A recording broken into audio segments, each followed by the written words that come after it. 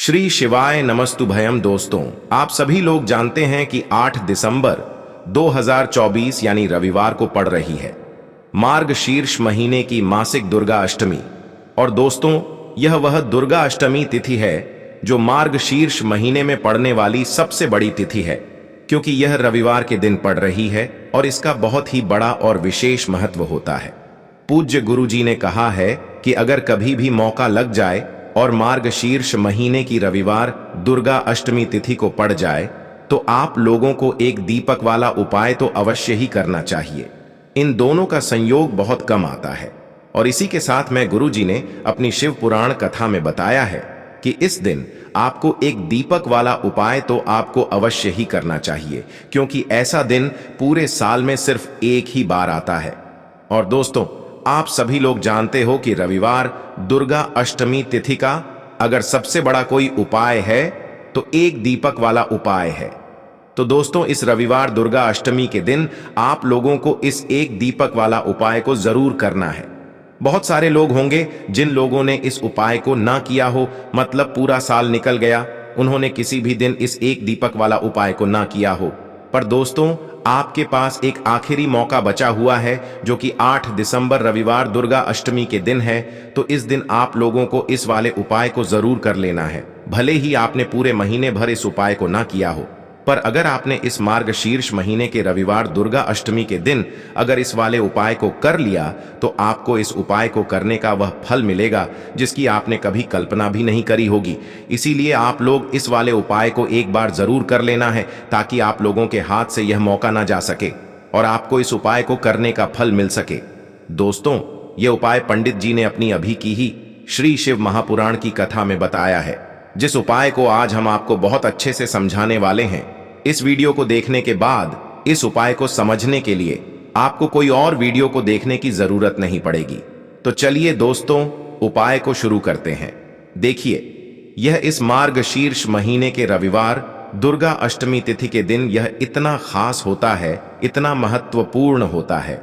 देखा गया है कभी कभी बड़े बड़े पूजा पाठ अनुष्ठान से जो मनोकामना पूर्ण नहीं होते, वह मार्गशीर्ष महीने के रविवार दुर्गा अष्टमी तिथि के दिन एक छोटे से उपाय करने से ही आपकी मनोकामना पूर्ण हो जाती है। और बहुत सारे लोगों ने इस उपाय को किया भी है और उनको इस उपाय को करने का फल भी जरूर मिला है।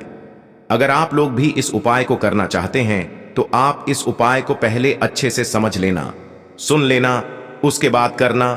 आपको इस उपाय का फल जरूर मिलेगा और इस उपाय को कर लेने से आपके घर में चाहे किसी भी प्रकार की दुख और समस्या क्यों ना चल रही हो, आपको उसका कारण भी नहीं पता है कि भाई यह समस्या किस कारण से चल रही है।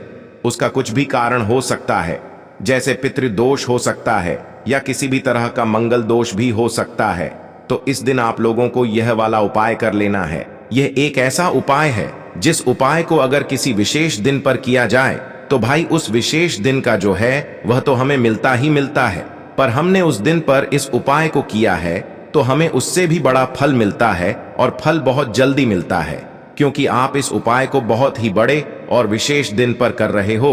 तो चलिए अब उपाय के बारे में बात करते हैं, लेकिन उससे पहले आप लोगों को यह जानना आवश्यक है कि आखिर यह उपाय किस समय करना है, किसको करना है और कैसे करना है।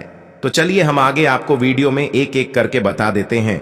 लेकिन उससे पहले अगर आप लोग हमारे चैनल पर पहली बार आए हैं या फिर मेरी आवाज आज पहली बार सुन रहे हैं तो हमारे चैनल को सब्सक्राइब जरूर कर लेना और इस वीडियो को लाइक करके कमेंट बॉक्स में श्री शिवाय नमस्तुभ्यम ओम नमः शिवाय जरूर टाइप कर देना। तो दोस्तों, इस एक दीपक वाला उपाय को हमें इस रविवार दुर्गा अष्टमी के दिन कैसे करना है, किसको करना है, किस समय करना है और कहां पर करना है, ये सारे सवालों के जवाब आपको इस वीडियो में मिल जाएंगे। और जो ये वीडियो देखेगा भाई, उसको एक दीपक वाला उपाय जरूर करना चाहिए, क्योंकि इस दिन दीपक का भी बहुत ही बड़ा और विशेष महत्व होता है। और जब बात आ जाए एक दीपक वाला उपाय की तो यह सोने पर सुहागा वाली बात हो जाती है और यह एक बहुत ही बड़ा उपाय हो जाता है इस रविवार दुर्गा अष्टमी तिथि का। तो अब दोस्तों, इस एक दीपक वाला उपाय को आखिर करना किसको है, सबसे पहले हम लोग वह बात जान लेते हैं। तो देखो, घर की जो बड़ी माताएं बहनें होती हैं, उन माताओं बहनों में से कोई भी एक बड़ी माता बहन इस वाले उपाय को कर सकती है। और दोस्तों, अगर आप चाहें तो अपने घर में से सभी सदस्यों को भी इस उपाय को करवा सकते हैं। अगर किसी व्यक्ति की खुद की कोई मनोकामना है, खुद की कोई दुख और परेशानी है जो कि वह अपने लिए ही करना चाहता है, इस वाले उपाय को तो वह खुद अपने लिए भी कर सकता है। बाकी अगर कोई घर में से ऐसा है जो कि अपने पूरे घर परिवार की सुख और शांति के लिए यह वाला उपाय करना चाहता है, तो भाई वह भी कर सकता है। उसमें भी कोई दिक्कत वाली बात नहीं है। कहने का मतलब यह है कि इस उपाय को हर एक सदस्य भी कर सकता है और पूरे घर परिवार के सदस्य के लिए घर की बड़ी माताओं बहनों में से कोई एक माता बहन भी कर सकती है। माताएं बहनें अगर घर में उपस्थित ना हो या वह यह वाला उपाय ना कर पा रही हो, तो फिर घर का कोई बड़ा सदस्य भी इस एक दीपक वाला उपाय को कर सकता है, चाहे फिर वह पुरुष ही क्यों ना हो। उसमें कोई भी दिक्कत वाली बात नहीं है। अब दोस्तों, जो अगला प्रश्न निकल कर आता है वह यह आता है इस उपाय को लेकर कि आखिर इस उपाय को हमें किस समय करना है, सुबह के समय करना है कि शाम के समय करना है। तो देखो, इस वाले उपाय को आप लोग सुबह के समय भी कर सकते हो और शाम के समय प्रदोष काल में भी कर सकते हो। अब अगर आप पूछो कि भाई सबसे उत्तम समय कौन सा रहेगा इस एक दीपक वाला उपाय को करने का, तो हम आपसे बस यही कहेंगे कि इस उपाय को आप सुबह के समय करेंगे तो ज्यादा बेहतर होगा। बाकी अगर प्रदोष काल शाम के समय भी करेंगे तो भी अच्छा होगा, उसमें कोई भी दिक्कत वाली बात नहीं है। तो अब दोस्तों, जो अगली सबसे बड़ी और महत्वपूर्ण बात आती है वह यह आती है कि सुबह अगर हम उपाय को करेंगे तो हमें कितने बजे से लेकर कितने बजे तक के बीच में करना है, और शाम के समय प्रदोष काल में करेंगे तो हमें कितने बजे से लेकर कितने बजे के बीच में करना है। तो देखो, सुबह जितनी जल्दी हो सके आप उपाय को करने की कोशिश करना। बाकी अगर किसी कारणवश लेट भी हो जाओ, थोड़ी देर भी हो जाए, तो 10 या 11 बजे तक भी आप उपाय कर लेना, पर 12 बजे से ज्यादा देरी ना हो। ठीक है, इस बात का ध्यान रखना। उसके बाद में दोस्तों, अगर शाम के समय प्रदोष काल की बात करें, प्रदोष काल का जो समय होता है वो शाम के 6 बजे से शुरू हो जाता है। मतलब शाम के 6 बजे से लेकर 7 बजे के बीच का जो समय होता है, यह समय प्रदोष काल का समय होता है। तो आप इस उपाय को 7 या 8 बजे के बीच में भी कर सकते हो। मतलब शाम के 6 बजे से रात 8 बजे के बीच में आप कभी भी इस वाले उपाय को कर सकते हो, उसमें कोई भी दिक्कत वाली बात नहीं है। और देखिए, अगर आपके घर में ऐसा आपको लगता है कि बहुत ज्यादा क्लेश रहता है, धन संपदा की आपके घर में कमी है, आपके घर में कर्जे जैसी समस्याएं हैं, या कर्जे की समस्याएं नहीं लेकिन धन ही नहीं बढ़ता है, उसमें वृद्धि ही नहीं होती है, या फिर आपके घर में आपको ऐसा लगता है किसी चीज की कमी है, घर में इस व्यक्ति को सफलता नहीं मिली, कुछ भी ऐसी अधूरी मनोकामना अगर आपकी है, तो विशेषकर आप लाल बाती के दीपक वाला उपाय मासिक दुर्गा अष्टमी पर जरूर करें। अब लाल रंग मंगल का भी प्रतीक है, ऊर्जा का भी प्रतीक है।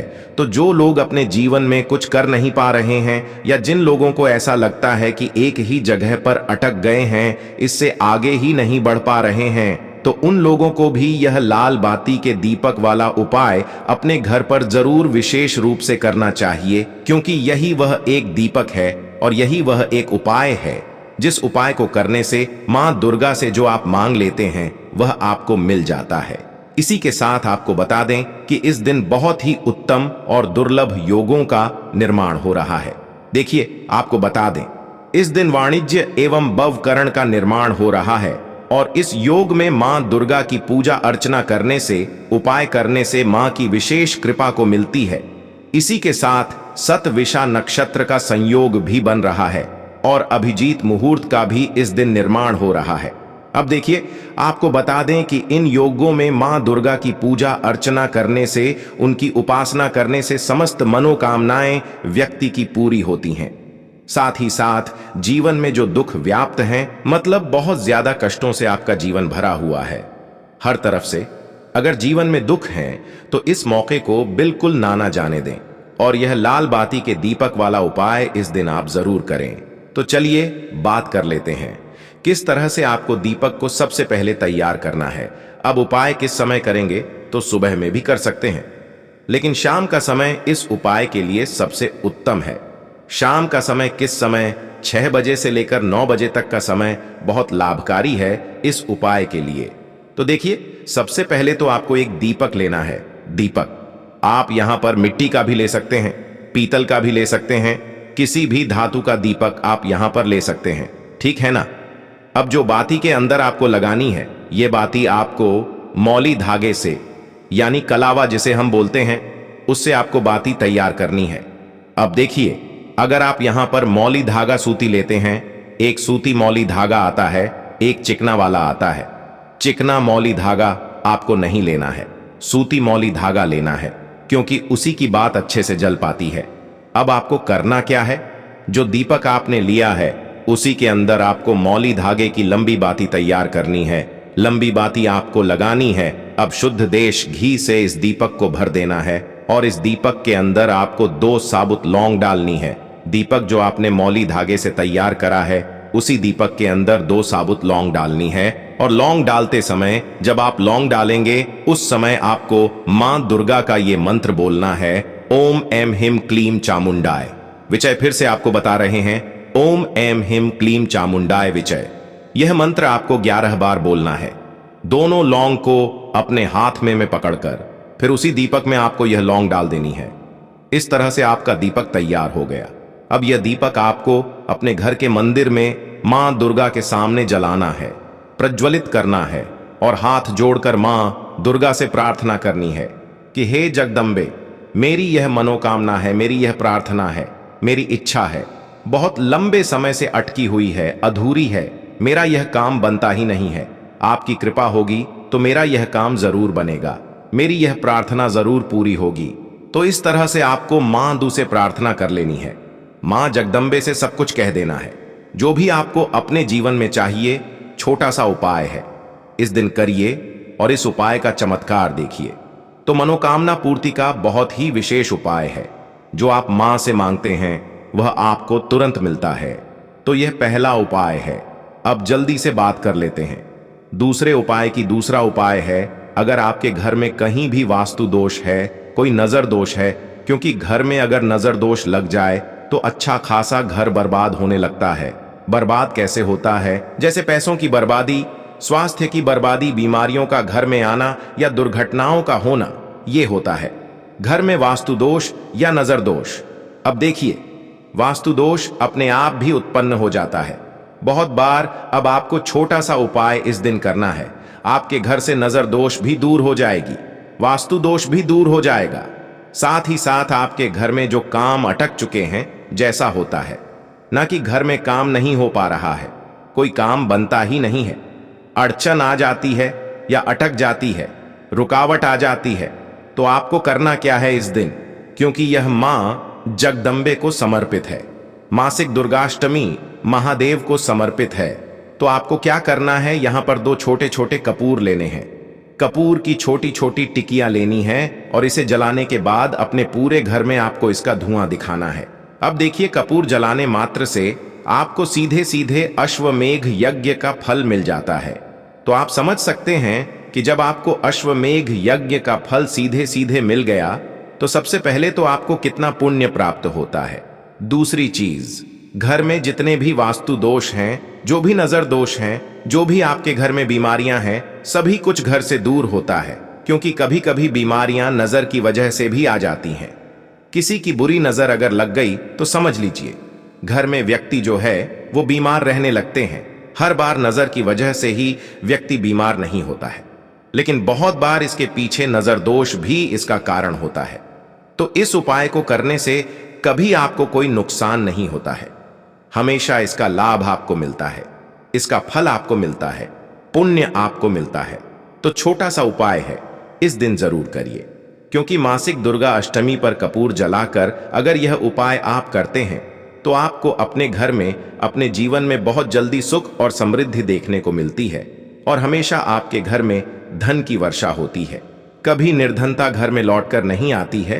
तो यह दूसरा बहुत ही महत्वपूर्ण, बहुत ही चमत्कारी उपाय है। अब जल्दी से बात कर लेते हैं तीसरे उपाय की, जो बहुत चमत्कारी है। देखिए, इस बार मासिक दुर्गा अष्टमी रविवार के दिन पड़ रही है। अब देखिए, लाल रंग, हमने अभी आपको बताया कि मां दुर्गा को बहुत प्रिय है। लाल रंग शक्ति का भी प्रतीक है, लाल रंग मंगल का भी प्रतीक है। अब रविवार का जो दिन है, यह सूर्य देव को समर्पित होता है। अब सूर्य भगवान ही हमारे जीवन में हमें मान सम्मान और उच्च पदों की प्राप्ति कराते हैं। मतलब जो व्यक्ति अपनी कुंडली में सूर्य को मजबूत रखता है उसे हर जगह से मान सम्मान मिलता है, क्योंकि वो अपने जीवन में इतना धन प्राप्त करता है, हर जगह उसका नाम होता है। तो आपको करना क्या है, इस दिन थोड़ा सा गुड़ जल में डालकर आपको सूर्य भगवान को अर्घ जरूर देना है। छोटा सा उपाय, लेकिन भाग्य को रातों रात चमकाने वाला है। करिए उपाय और इसका चमत्कार देखिए। तो देखिए, कुछ भी ऐसा जो आपको पूछना हो कमेंट सेक्शन में आप पूछ सकते हैं। बहुत अच्छे से आपको उपाय बताने और समझाने का प्रयास किया है। एक एक उपाय हमने इस वीडियो में उत्तम ही आपको बताया है, जिससे कि आपको लाभ हो। अब देखिए, बहुत सारे लोगों के प्रश्न होते हैं कि क्या यह सारे उपाय हम एक साथ कर सकते हैं। तो देखिए, आपकी इच्छा के ऊपर निर्भर करता है। यह आपके ऊपर निर्भर करता है कि यह उपाय आप एक साथ कर सकते हैं या नहीं कर सकते हैं। बाकी तो देखिए, आप तीनों उपाय भी कर सकते हैं। जितने उपाय हम बताते हैं सारे के सारे कर सकते हैं, तो बहुत ही विशेष है, क्योंकि उपाय करने से आपको हमेशा लाभ ही मिलता है। तो दोस्तों, यह थे पूज्य गुरुजी द्वारा बताए गए कुछ बहुत ही खास उपाय। अगर आपको जानकारी अच्छी लगी हो तो वीडियो लाइक करिएगा। मिलते हैं फिर एक नए वीडियो के साथ। श्री शिवाय नमस्तु भयम।